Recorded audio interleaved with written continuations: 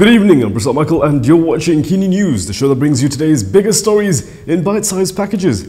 Anwar Ibrahim has been designated the successor to Prime Minister Dr Mohamad when the 94-year-old steps down. But those aligned to the PKR president have been rather impatient. They want it to happen in May. So, what now? Several Pakatan Harapan leaders have called for a presidential council meeting to decide on a date for the power transition. This is after Prime Minister Dr Mahathir said yesterday that he was willing to step down with immediate effect if the council asks him to do so, following pressure from leaders aligned to Anwar Ibrahim. However, that won't be necessary according to DAP Secretary General Lim Guan Eng. Tapi sehingga kini kita lihat jadual ditetapkan adalah selepas Apec dan itu akhir tahun dan biar ia dapat berjalan lancar. Saya nak terus terang di sini. Sekiranya kita tidak dapat pastikan pengirian kuasa berjalan lancar dan licin, susah untuk dapat keyakinan rakyat. Lim said this is at the end of the year, which is not too long from now, and it would be best for Harapan to follow the timeline Mahathir has recommended to make sure the transition is carried out in an orderly manner. He also called on all quarters to be united and committed to improving the economic situation, adding in that issues which do not help towards this end should not be raised or become the subject of dispute. Following the confusion over the Chinese New Year decorations at a school, now another cultural celebration has been placed under the microscope by the Education Ministry. Education Ministry Deputy Director Azman Talib issued a circular yesterday to convey to all state education directors on JAKIM's position that Pongal is haram for Muslims. However, the ministry clarified today that it has never forbidden the celebration of Pongal festival in schools.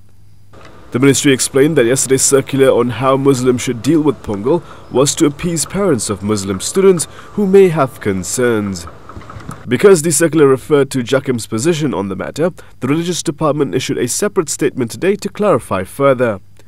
JAKIM said it was merely providing views from a religious perspective and does not prevent the celebration of Pongal. It added that JAKIM's Sharia expert panel is also of the view that Muslims should greet their neighbours and friends celebrating the event and refrain from comments that could be deemed as insulting the gods of other religions.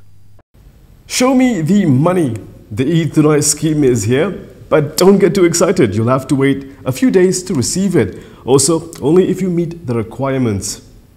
To qualify for the 30 ringgit incentive, you must have an annual income of less than 100,000 in 2018. And if you're eligible, you have to use that 30 ringgit before March 14th, or it will be forfeited. Users have reported issues with the Touch and Go e-wallet app on Wednesday, probably caused by the influx of people trying to claim their free 30 ringgit. On the other hand, Grab has been relatively smooth. Both these platforms and Boost have all offered special gifts and promotions, so you may want to check which platform offers the best deals before you choose which app you're going to claim that 30 ringgit on. For a group of families of murder victims, the death penalty is justice, and they're asking the government to keep it. While wiping tears from her eyes, Tan Siulin shared her views with the media on the government's plan to abolish the mandatory death penalty in Putrajaya yesterday. Tan's 17-year-old daughter Annie Kok was raped and murdered in 2009 in her home by serial rapist Rabidin Satir, who is also known as Rambo Bentong. Apa tindakan patut diambil kepada pembunuh anak itu? Dia mesti kena gantung. Dan dia mati juga. Kita tadi dia cakap kita memang tak setuju report macam ni. Sebab dia memang tak tahu lah berapa sakit kita tu kan. Kalau diteruskan kita mesti cari orang lebih bising dekat sana. Yesterday, families and representatives of murdered victims attended a meeting with members of the Select Committee for the Abolition of the Death Penalty at the Prime Minister's Office Legal Affairs Division in Putrajaya to plead against the abolition of the mandatory death penalty for heinous crimes including premeditated killings. However, Alan Ong Yau Fui from the NGO Protect Malaysia believes that the committee has already decided on the outcome of the meeting. I can say that for this Select Council, they already in mind want to abolish the death penalty. So those mandatory so on whatever this victim, they just listen, but really they are very strong in mind. Okay, we can feel that. The families, among others, are the loved ones of the late Deputy Public Prosecutor Kevin Morais, cosmetics entrepreneur Sosilawati Lawia, banker Stephen Wong Jing Kui, as well as University Utara Malaysia graduate Chi Gaik Yap and teenager Annie Kok Ying Cheng. It was reported that the bill to abolish the mandatory death penalty for 11 serious offences is expected to be tabled in the next parliamentary sitting in March.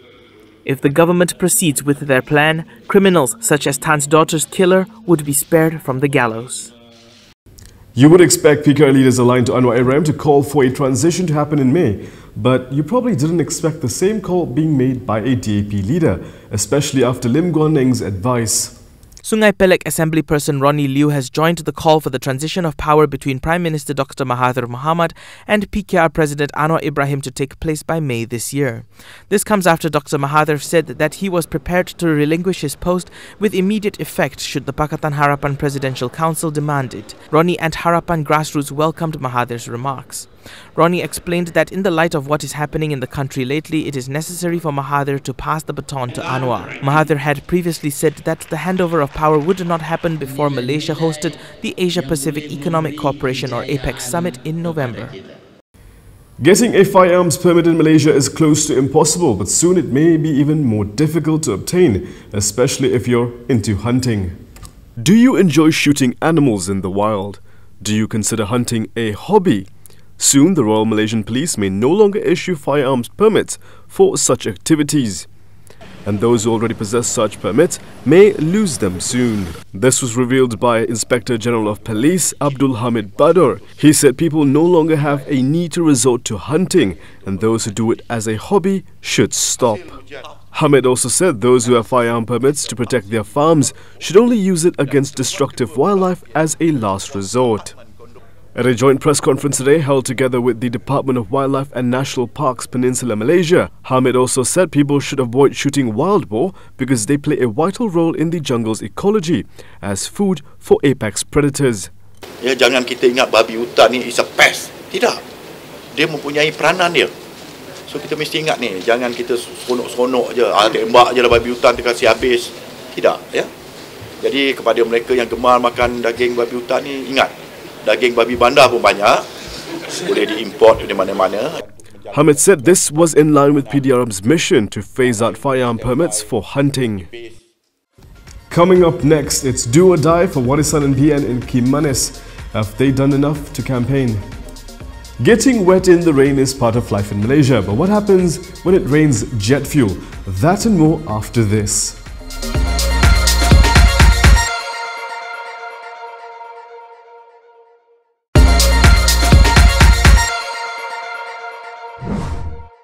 Voters in Kimanis will cast their votes this Saturday. It's time to decide a new MP. Our reporter Shazwana spoke to locals to see what they're looking for in this special report. From Kota Kinabalu, it took about an hour to travel southwest to the semi-urban parliamentary constituency of Kimanis, a seaside town that is also surrounded by fruit orchards with over 29,000 voters. Travel further down the main road for another 40 minutes and you will pass by two smaller coastal towns, Bongawan and Membakut. All three are key settlements within the Kimanis constituency. 63% of the voters here are Muslim Bumiputras, 30% are non-Muslim Bumiputras, 3.6% are Chinese and 2.6% others. Most of the locals are farmers and fishermen. For them, national issues such as teaching Jawi or the MACC phone recordings are not something they are concerned about. Instead, bread and butter issue are closer to their hearts. Barisan lebih kepada barisan nasional lah, sebab sebelum ni pun memang dia banyak bagi bantuan macam-macam jugalah, sebab dia lama kan memerintah. Dulu kan brem kan orang Puchong boleh dapat 400 kan, tapi sekarang kan macam saya tidak ada. Saya kerja sebagai security saja. Lain tidaklah masalah ekonomi yang dia risau ini. Sebab ini ekonomi dia sumber pertama. Jadi kalau ekonomi tidak dapat, dia orang tadbirkan, mungkin meletaskan pada pengundi. The Kimanis by-election is a straight fight between Warisan's Karim Bujang and BN's Mohamad Alimin after the federal court upheld the ruling that nullified Kimanis' predecessor Anwar Ibrahim's 2018 victory for the seat. Both Karim and Mohamad Alimin are familiar faces to the locals. Karim, 67, was a 5-term Bongkawan State Assembly person under BN's ticket since 1990. He left UMNO for Warisan last year. Meanwhile, Mohamad, 47, was the Bongkawan State Assemblyman for UMNO in 2013 but failed to retain the seat in GE14. Both candidates know too well what the locals are expecting and have repeatedly vowed to improve their livelihood. Yang penting hasil, apa yang rakyat dapat. Okay. Kalau Sabah persabahan, parti lokal Sabah, apa yang rakyat dapat? Kalau dia boleh bagi lebih baik daripada UMNO, okey. Realitinya jauh sekali, jauh panggang daripada api. Ibarat langit dan bumi beza dia.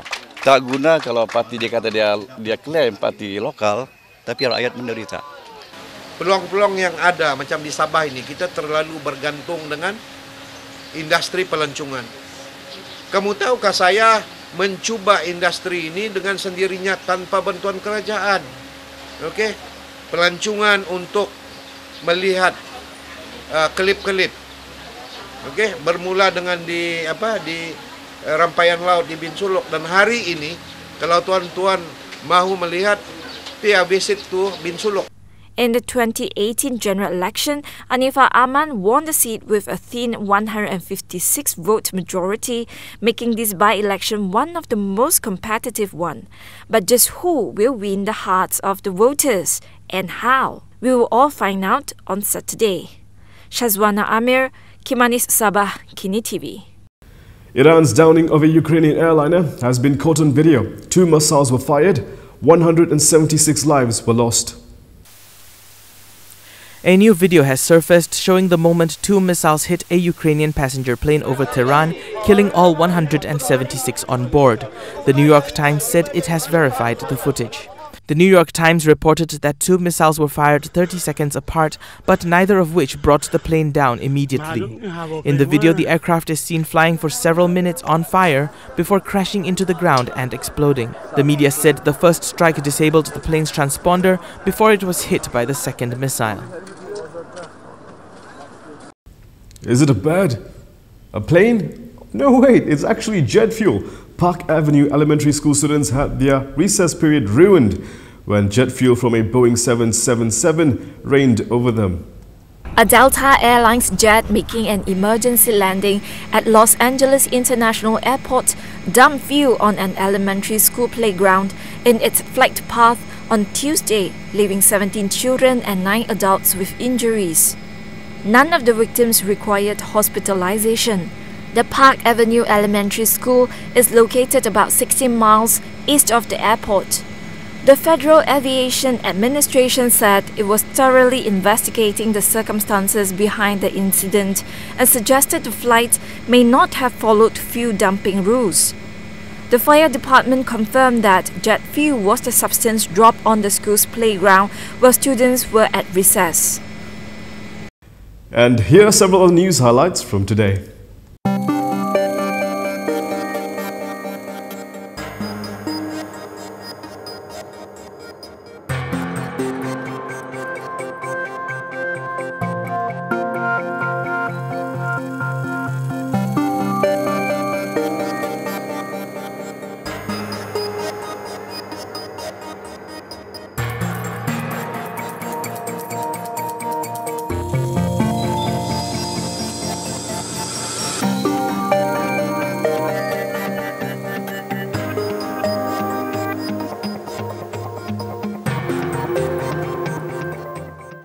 And that is all from us today. For more stories, go to KiniTV.com. You can also follow us on Instagram, Twitter, YouTube and Facebook for the latest news updates. We'll be back here tomorrow, same time, same place. I'm Prasad Michael. Thank you for watching.